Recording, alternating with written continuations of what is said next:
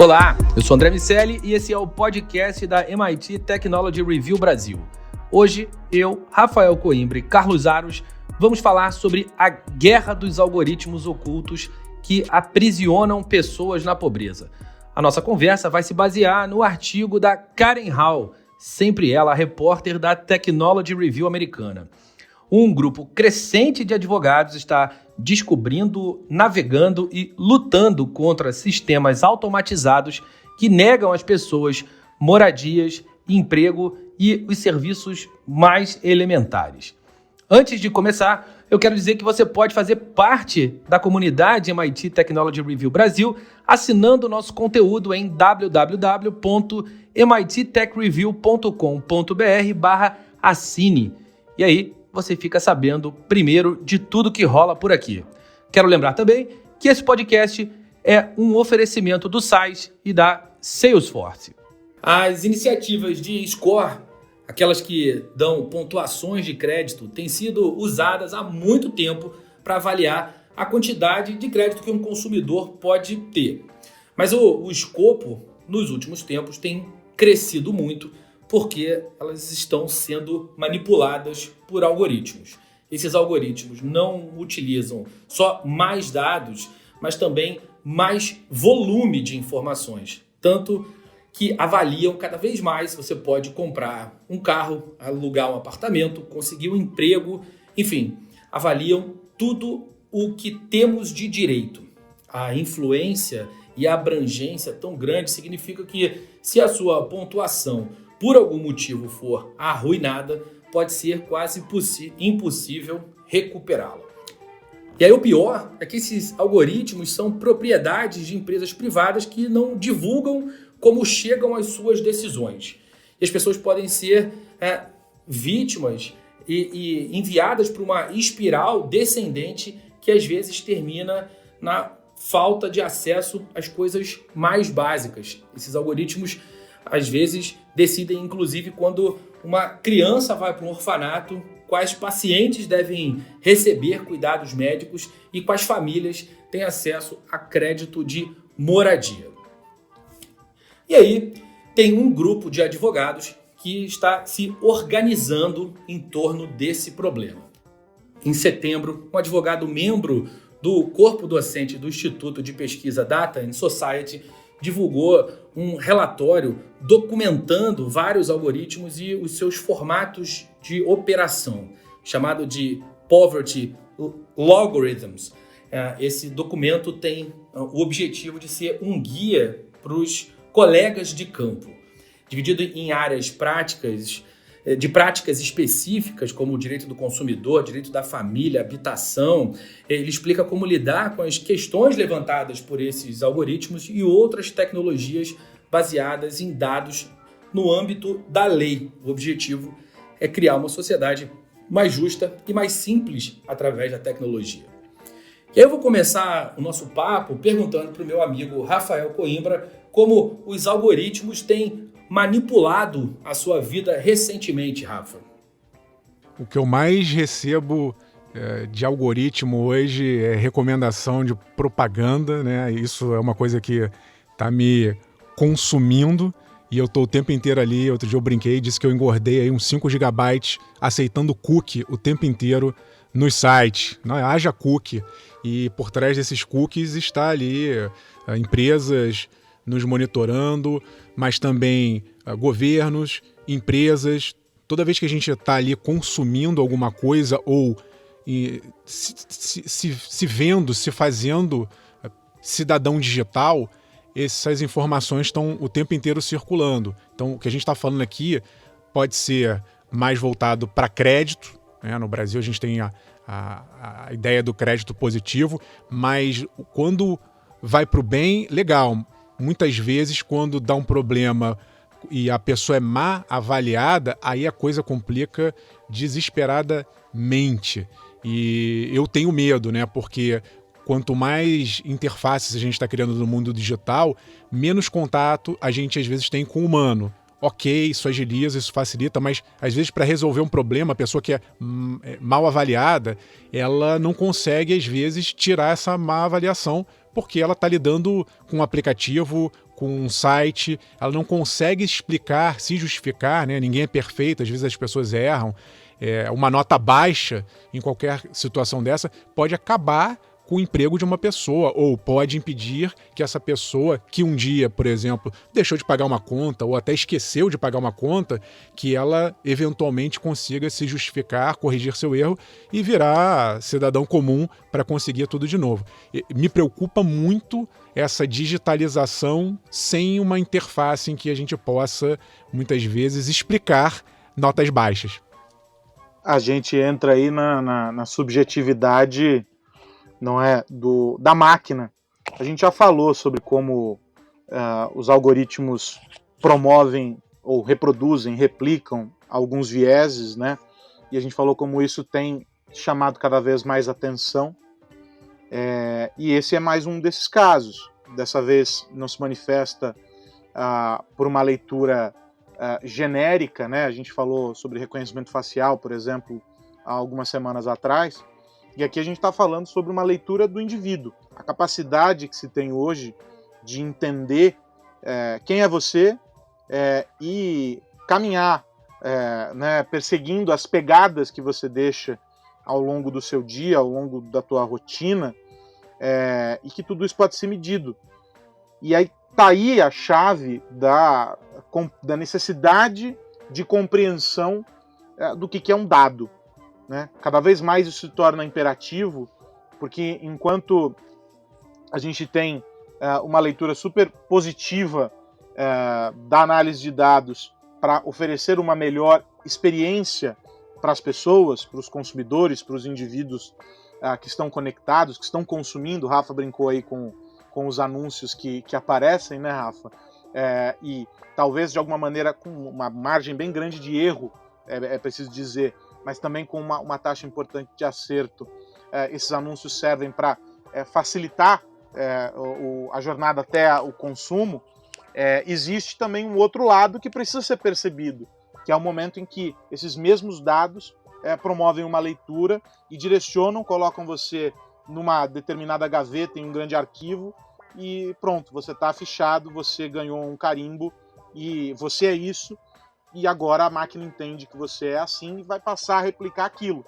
A gente tem discussões que surgem no caso do crédito, como o artigo apresenta e mostra as implicações disso, né? A Karen coloca de uma maneira bem detalhada essa história, mas a gente tem isso também acontecendo com as seguradoras na hora de fazer a aceitação ou não de um risco, de um bem para ser segurado.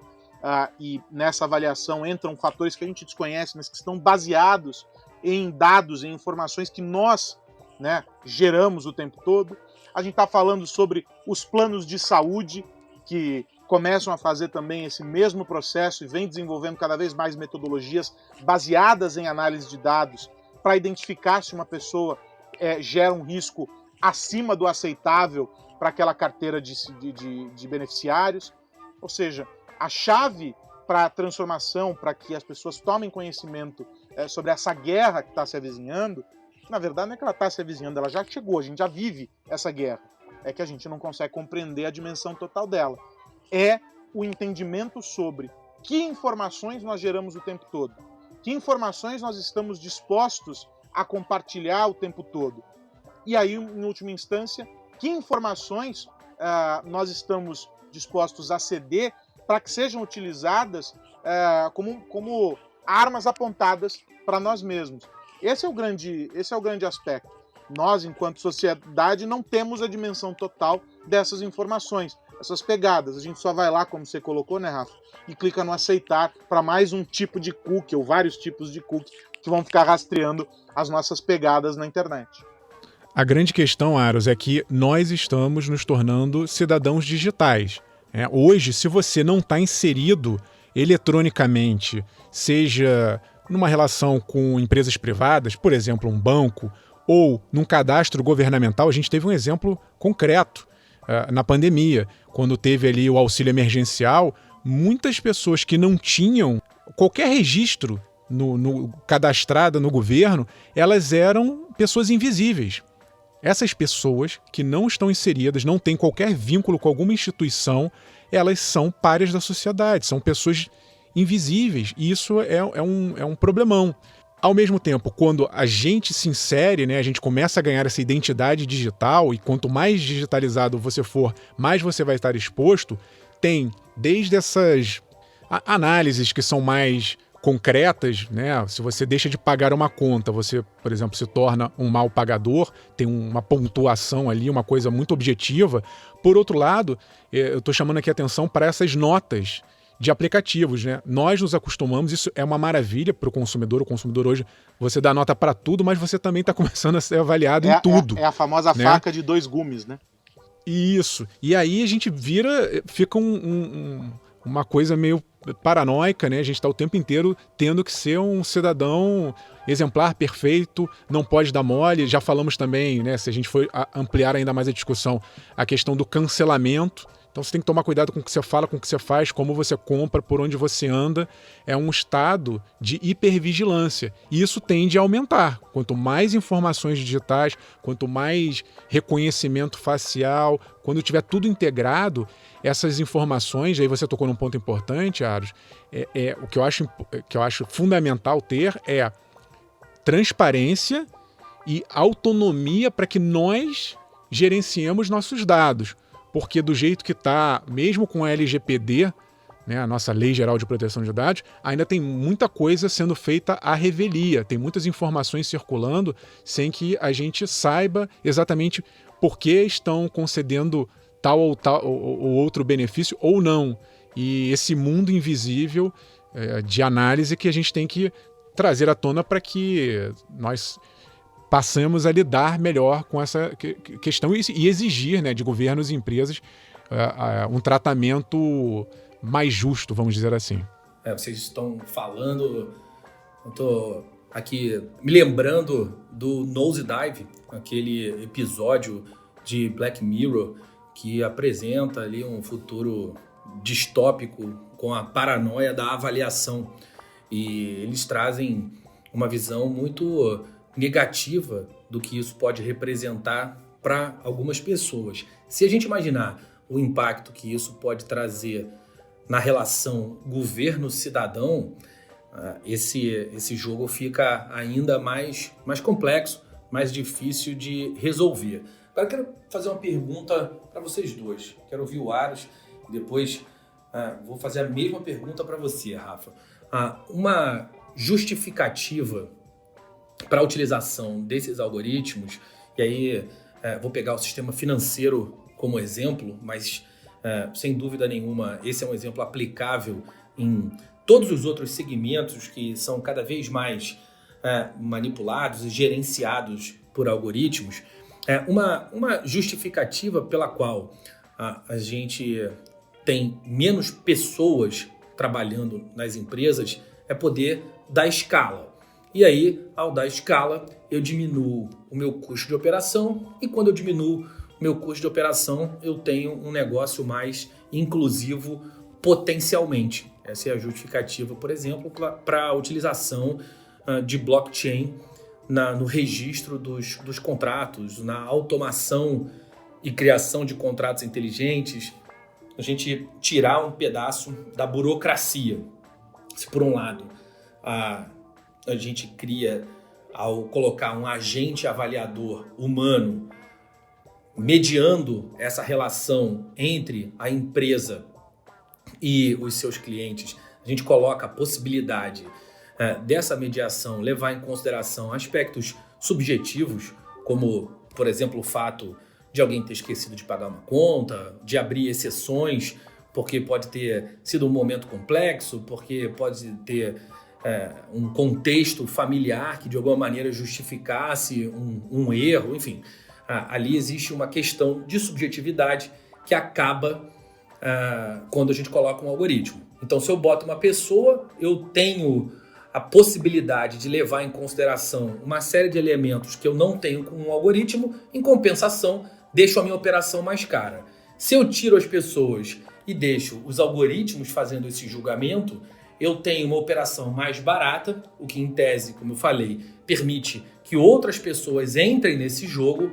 Em compensação, ficaremos todos à mercê desses algoritmos. Carlos Aros, qual a saída para essa sinuca?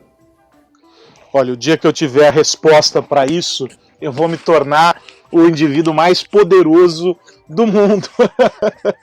Mas por enquanto, eu acho que a virtude ela está no meio do caminho, porque a gente acompanhou uma discussão importante aí ao longo desse ano, e aí falando sobre um debate que ainda está correndo a respeito do uso de tecnologias de reconhecimento facial, tá? E isso ganhou dimensão porque alguns grupos passaram a ser alvos disso de maneira mais... alvos do problema decorrente da utilização dessas máquinas da maneira como elas se apresentam hoje, de forma mais evidente, e aí acabou que a gente ganhou um processo bastante turbulento. E qual que era a questão ali? A questão é que a aplicação dessa tecnologia estava justamente nessa ponta em que você colocou, única e exclusivamente a máquina como ponta final.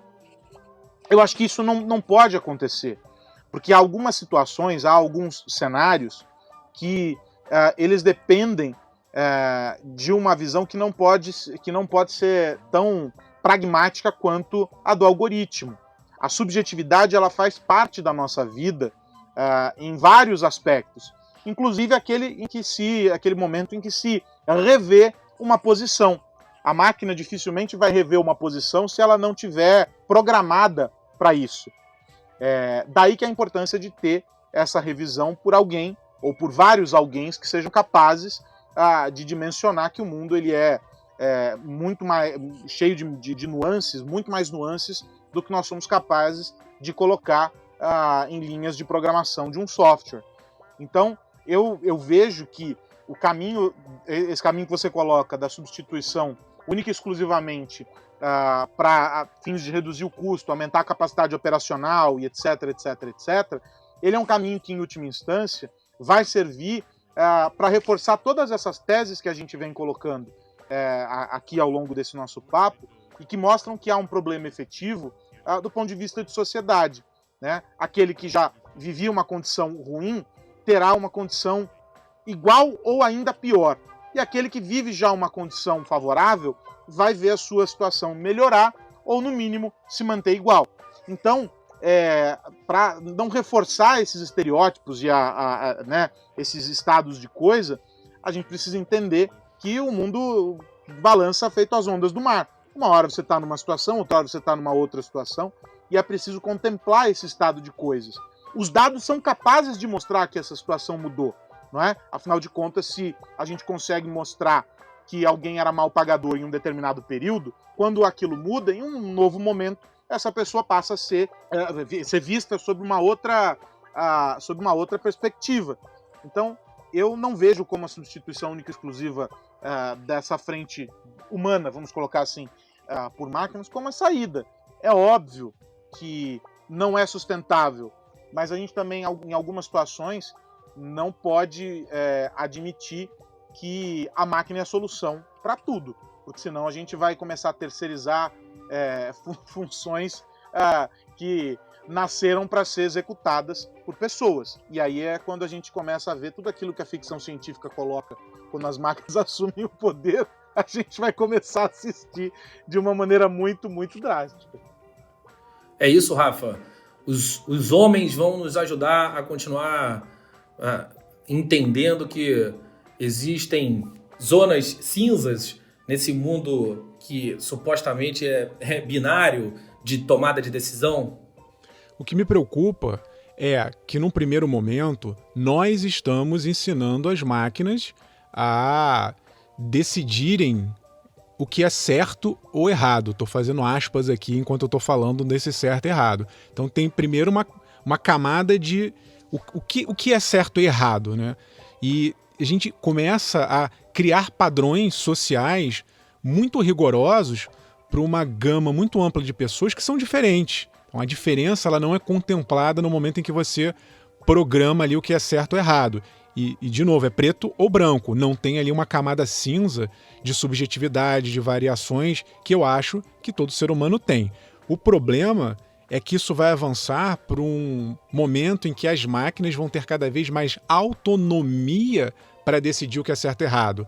Ela vai ali o tempo inteiro com a grande quantidade de dados, esses dados aumentando, todo mundo mais conectado à internet das coisas, 5G, o tempo inteiro, qualquer ação sua, qualquer movimento, qualquer coisa que você escreva, que você pague, que você se relacione, isso tudo vai ser medido, vai ser interpretado pelas máquinas, e as máquinas, cada qual com seu objetivo, vai estabelecer o que ela acha melhor para um negócio, por exemplo, de uma empresa.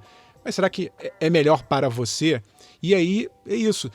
Começaremos a ter pessoas que vão sendo alijadas da sociedade digital e simplesmente, às vezes, não vão ter ideia. Por isso que eu estou aqui reforçando a questão da transparência.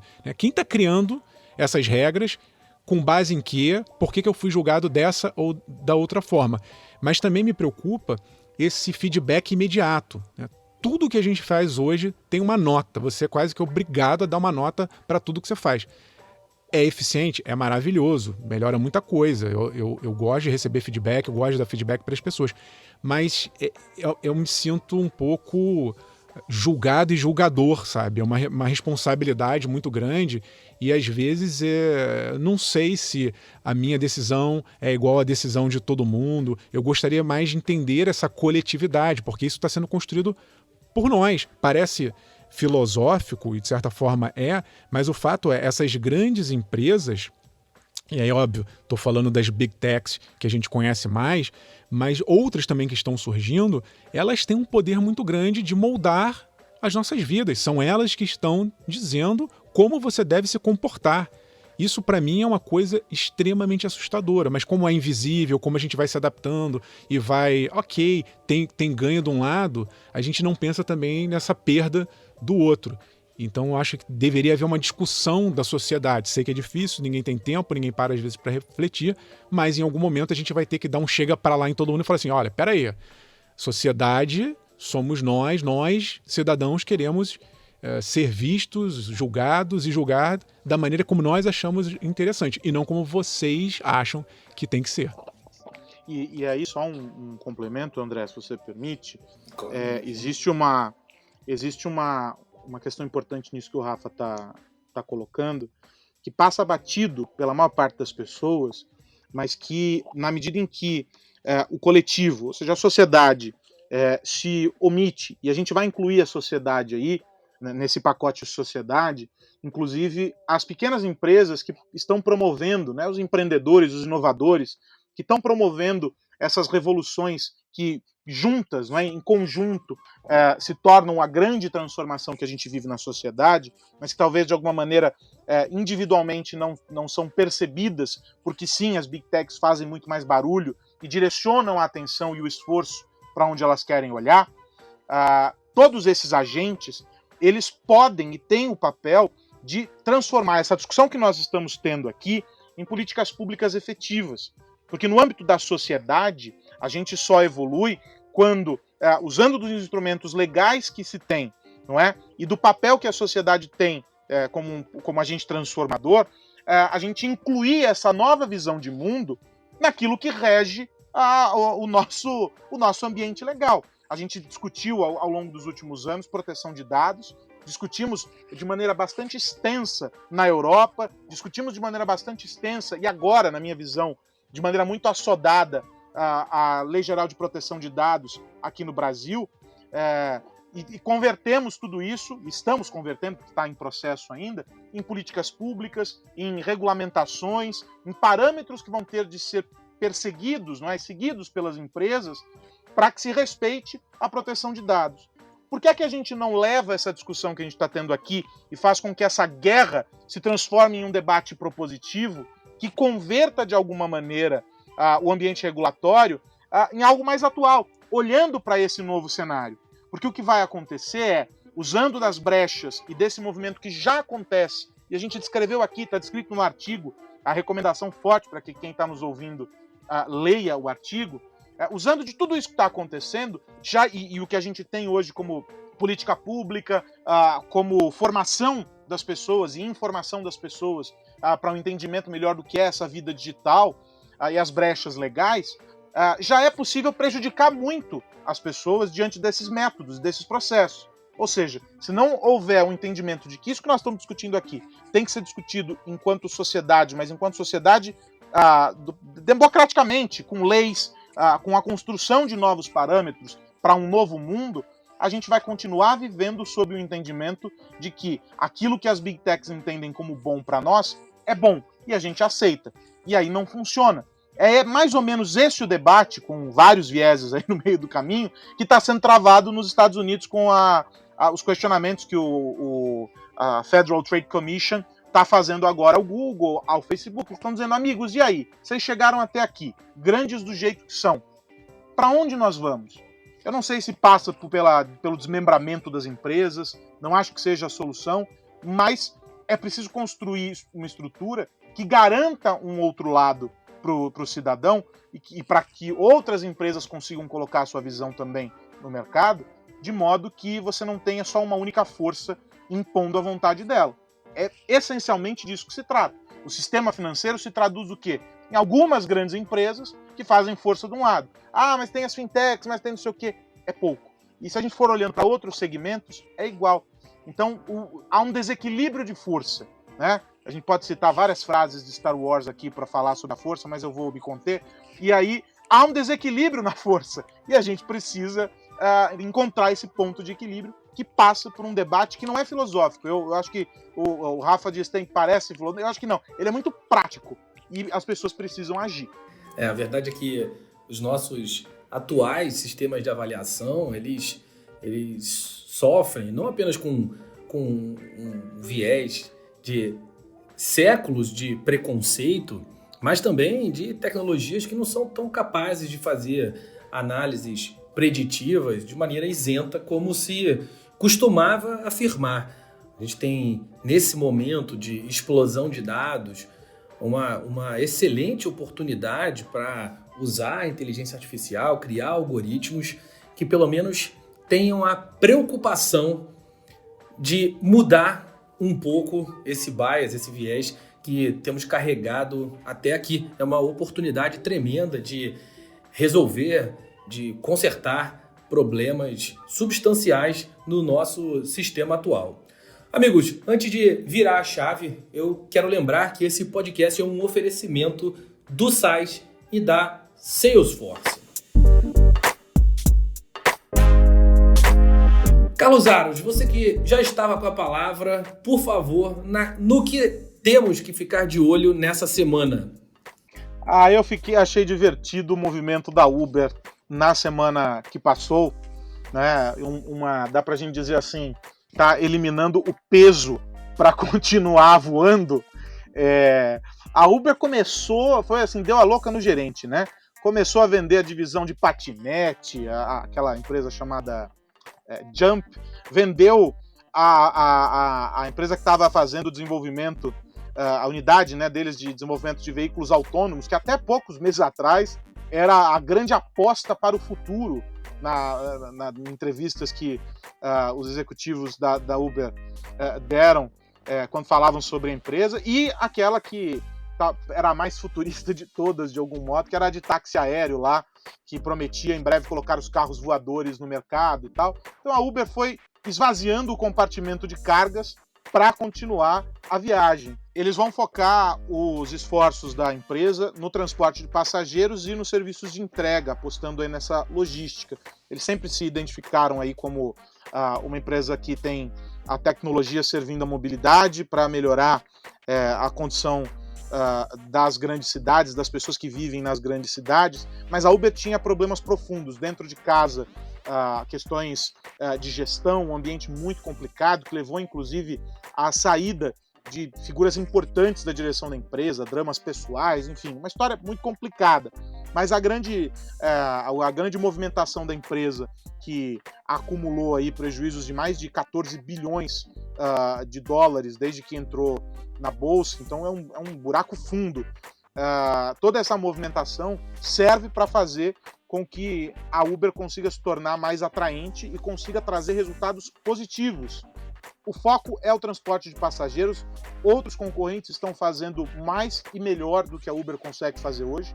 tem uma pressão gigantesca de companhias chinesas como a Didi, por exemplo, que aqui no Brasil adquiriu a 99 e que faz um trabalho bem importante, consegue usar as informações e os dados que a 99 já dispunha aqui, porque era líder no mercado, para fazer uma estrutura mais complexa e com serviços bem interessantes.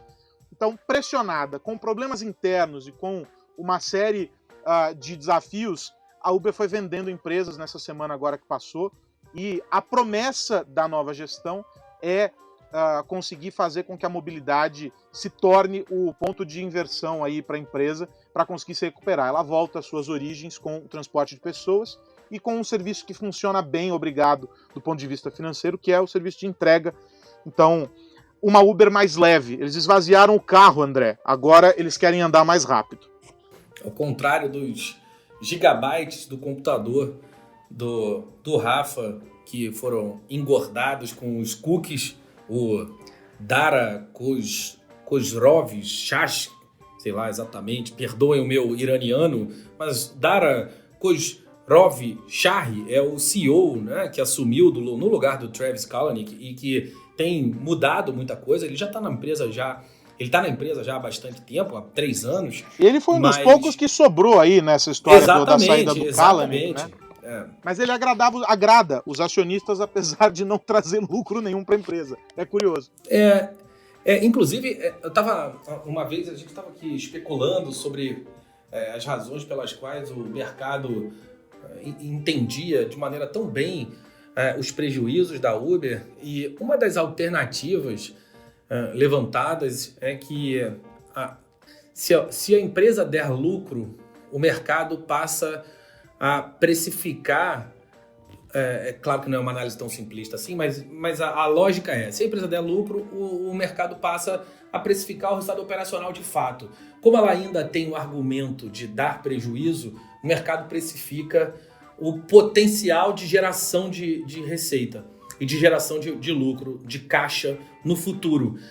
Quando ela começar, e uma hora essa chave vai ter que virar, né, do contrário a empresa quebra, mas quando ela começar, esse argumento acaba. Então, de alguma maneira, é confortável que ela não dê lucro para que ela passe a ser, ou continue a ser avaliada por variáveis e parâmetros mais subjetivos.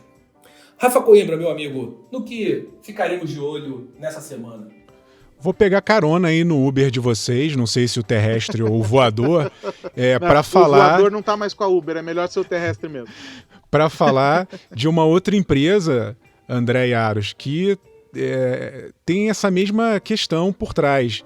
Será que vai dar certo no futuro? Estou falando de Airbnb, uma startup da mesma época, mais ou menos, que o Uber, né? Nasceu ali em 2008, o Uber vem em 2009, e... Airbnb fez IPO, abriu capital semana passada, com valorização de mais de 100% no primeiro dia de negociação na Bolsa. Muita gente vinha ali com uma desconfiança de que os investidores não seriam atraídos. Primeiro porque teve a pandemia, obviamente o setor de turismo, de locação, que é o que está inserido o Airbnb, sofreu muito. Mas antes mesmo da pandemia, a Airbnb também não vinha bem das pernas, igual o Uber, né? São grandes empresas que têm nome, que são pioneiras, que criaram modelos disruptivos de mercado, mas que até hoje não pagam as suas contas no fim do mês. E foi uma surpresa, né, essa reação positiva dos investidores naquele primeiro momento. E aí eu fico me perguntando, será que teremos aí, ainda esse ano ou no início do ano que vem, novas aberturas de capital, novos IPOs?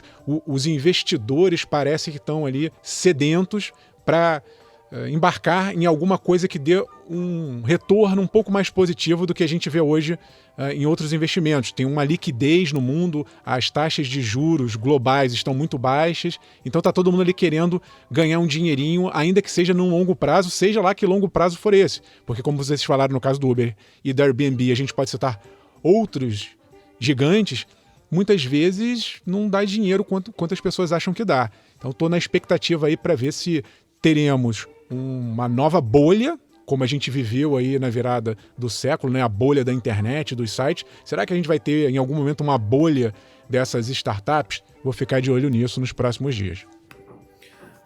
Nesse caso, eu entendo que sim, a gente vai ter um número de IPOs maior no ano que vem, é claro, maior do que em 2020, sem dúvida, mas acho que a gente vai ter um número grande, sim. Existe uma demanda reprimida. Esse ano a gente viu muita emissão de dinheiro, então, com a economia voltando, o que provavelmente vai acontecer é que a gente vai ter uma oferta de moeda. Claro que vai ter mais concentração, a gente já tem visto isso acontecer com o acúmulo, principalmente dos mega bilionários, eles ficando ainda mais ricos, mas ainda assim a gente vai ter mais dinheiro circulando e certamente o mercado financeiro vai ser destino de uma boa parte deles, porque, como você falou, a gente tem ali um cenário macroeconômico de baixa de taxa de juros, o que obriga botar o dinheiro na bolsa ou abrir novos empreendimentos, investir ali na produção direta. Tem uma possibilidade de ganho no mercado secundário, ainda que não haja distribuição de dividendos. Os papéis nesse movimento de especulação acabam sendo uma oportunidade para se ganhar dinheiro, mais ou menos como tem acontecido com o próprio Bitcoin. Claro que o Bitcoin especificamente ele ali é carregado de outras expectativas, mas ainda assim essa movimentação secundária do papel faz com que haja uma valorização muito significativa.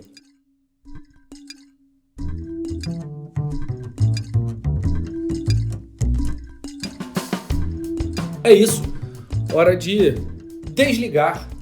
Quero dizer que se você quiser fazer parte da comunidade MIT Technology Review, pode fazer sua assinatura lá em www.mittechreview.com.br/assine, e aí você vai saber de tudo que está acontecendo por aqui e receber antes os nossos conteúdos. Certo, Carlos Aros?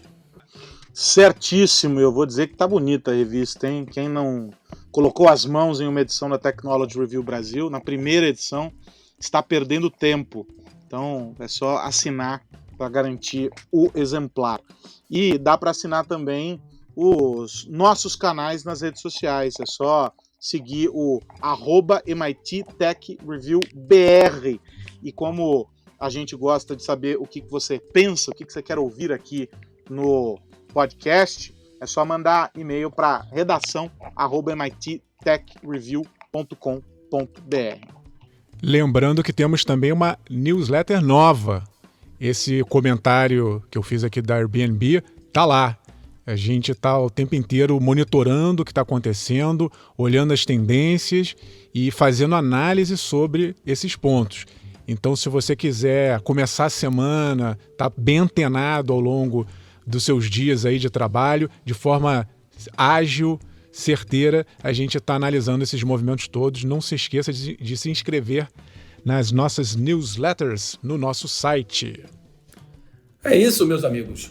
Semana que vem tem mais podcast da MIT Technology Review, com oferecimento do SAIS e da Salesforce. Meus amigos Rafael Coimbra e Carlos Aros, semana que vem a gente se fala e para você que nos ouve, até semana que vem também. Um abraço para todo mundo. Tchau.